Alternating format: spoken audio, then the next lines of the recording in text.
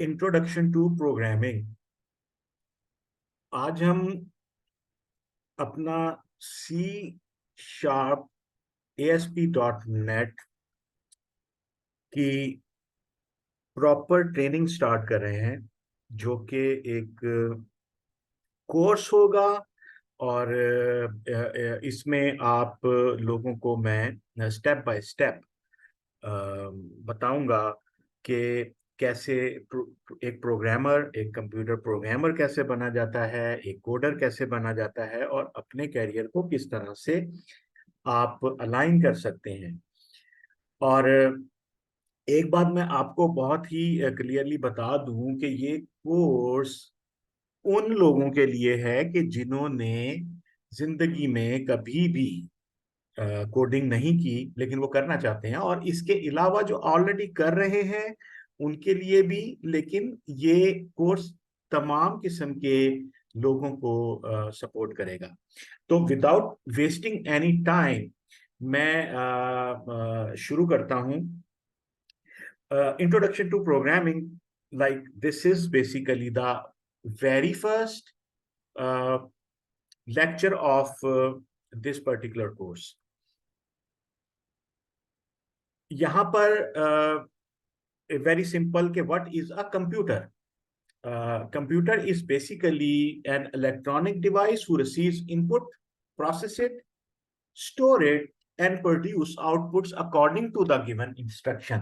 तो this is very simple कि आपके पास एक मशीन है और उस मशीन में आप कीबोर्ड के थ्रू कोई इनपुट देते हो, और वो इनपुट को वो प्रोसेस करता है और अपने पास स्टोर करता है, और in case of you are asking for some results तो वो आपको रिजल्ट दे रहा होता है। What is a program? Program is a set of instructions जो आप कंप्यूटर को देते हो किसी पर्टिकुलर प्रॉब्लम को सॉल्व करने के लिए। और इस पर्टिकुलर सेट ऑफ इंस्ट्रक्शन को प्रोग्राम कहते हैं या सॉफ्टवेयर कहते हैं।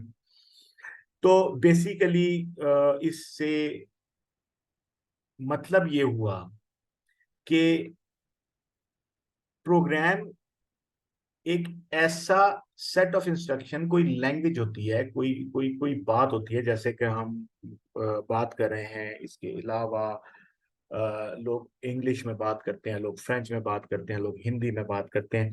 तो दैट मीन्स कि ये किसी किस्म की एक कंप्यूटर की लैंग्वेज है जो कंप्यूटर को समझ आती है। तो उस लैंग्वेज में हम जो भी प्रोड्यूस करते हैं उसको बताने के लिए कि भाई मेरा ये काम करो, तो उस पर्टिकुलर सेट ऑफ इंस्ट्रक्शंस को प्रोग्राम कहते हैं। Who is programmer? This is very simple. A person who can write program is a programmer, is called programmer. तो simple is that जब आप प्रोग्राम लिखना शुरू कर दोगे तो आप प्रोग्रामर कहलाना शुरू हो जाओगे।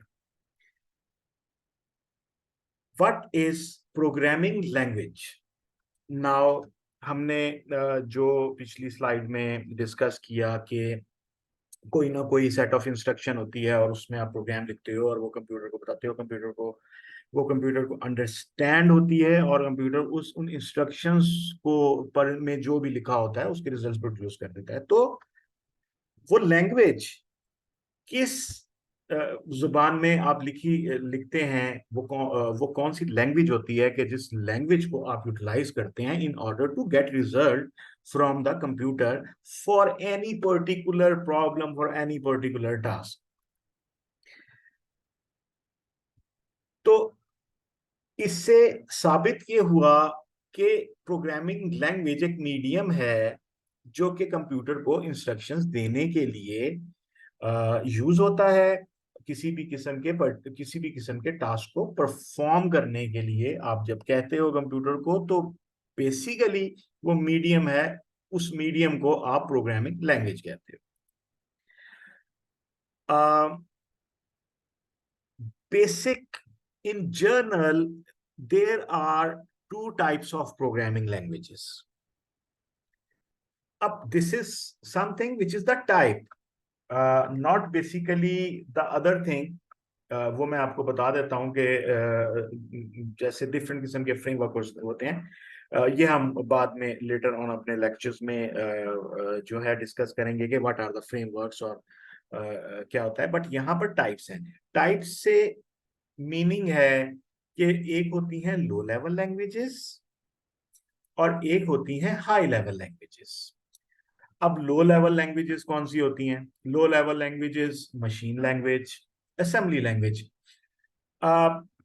ये बेसिकली बहुत ही close to computer instructions which are understandable instantly by the computer. तो इसका जो ये इसको हम लो लैंग्वेज कहते हैं। और assembly language is the first one जो कि ह्यूमंस ने यूटिलाइज करना स्टार्ट की।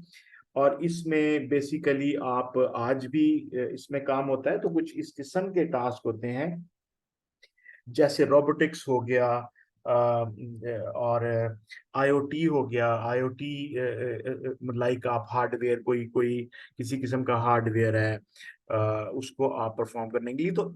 और इलेक्ट्रॉनिक कार्ड हो गए जो कि पीसीबीज होते हैं, उसके ऊपर डिफरेंट किस्म की चिप्स लगी होती हैं। उन चिप्स का भी एक एक सॉफ्टवेयर होता है, उन चिप्स का भी एक प्रोग्राम होता है। तो मोस्टली जिसको कि टीएसआर कहते हैं, तो मोस्टली इस किस्म के काम जो हैं वो असेंबली लैंग्वेज में और मशीन लैंग्वेज में किए जाते हैं।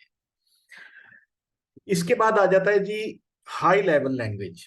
हाई लेवल लैंग्वेज जो कि easily understandable for the humans होती है, कि जब ये लिखी हो तो आपको लगता है कि यार ये इंग्लिश लिखी हुई है और आई कैन अंडरस्टैंड दिस। और बेसिकली होता यही है कि ये जो हाई लेवल लैंग्वेजेस हैं ये मजीद ट्रांसफॉर्म होती हैं लो लेवल लैंग्वेजेस में, जो कि मशीन लैंग्वेज और असेंबली लैंग्वेज है, और उसको प्रोसेस कर रही होती हैं। तो आप बेसिकली कर वही काम रहे होते हैं, लेकिन आपको आसानी हो जाती है क्योंकि ये ह्यूमंस को ज्यादा अंडरस्टैंड होती है। जिसमें सी शार्प है, पाइथन है, पैस्कल है, पीएचपी है, सी प्लस प्लस है, और इसके अलावा मैनी मोर। बट मेनली जो ज्यादा मार्केट में पॉपुलर्स हैं, जिनके बारे में ज्यादातर लोग काम करवाना चाहते हैं और आप अपना कैरियर परसू करना चाहते हो, ये वो यही लैंग्वेजेस हैं मोस्टली।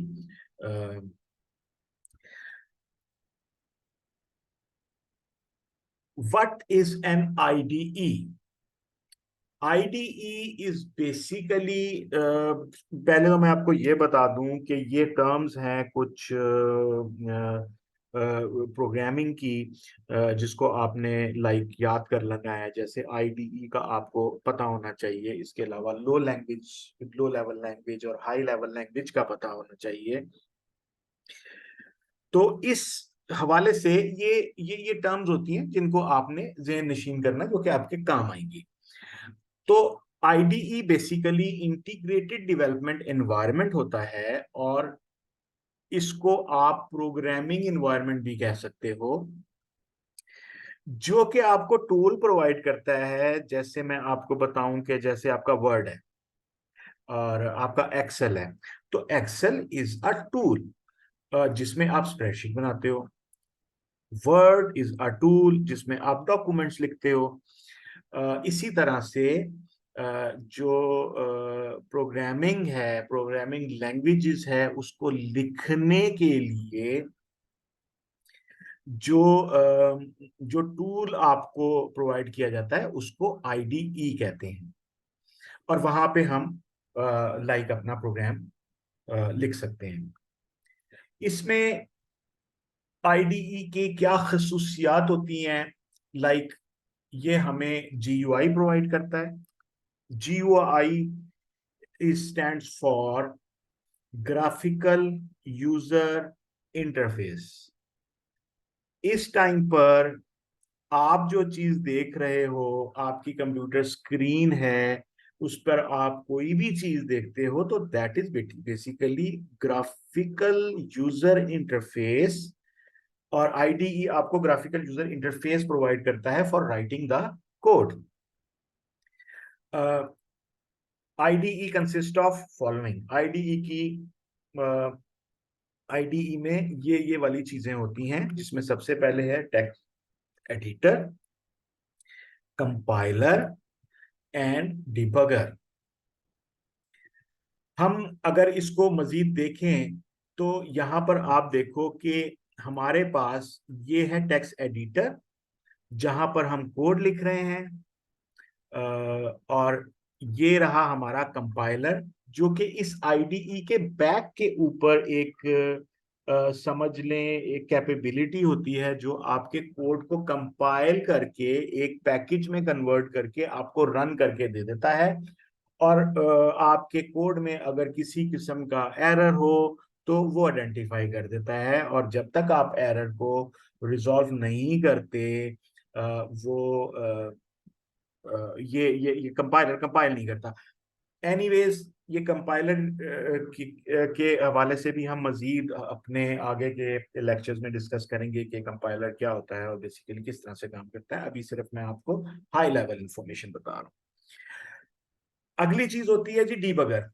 डीबगर में यह है कि अगर आपने अपने कोड को किसी जगह के ऊपर डीबग करना है और उसको डीबग करने के लिए आपको रोकना है, तो आप एक इस किस्म का रेड किस्म का ये निशान लगा देते हो, और आपका कंपाइलर आपके कोड को कंपाइल करने के दौरान यहाँ पर रोक देता है, ताकि आप वन बाय वन इंस्ट्रक्शंस को पास ऑन करो। लाइक आपने इस जगह पे बग है, तो आप यहाँ पर रोक के एक स्टेप आगे देखोगे, फिर एक आगे देखोगे, तो इस तरह से आप इस कोड को डीबग कर सकोगे।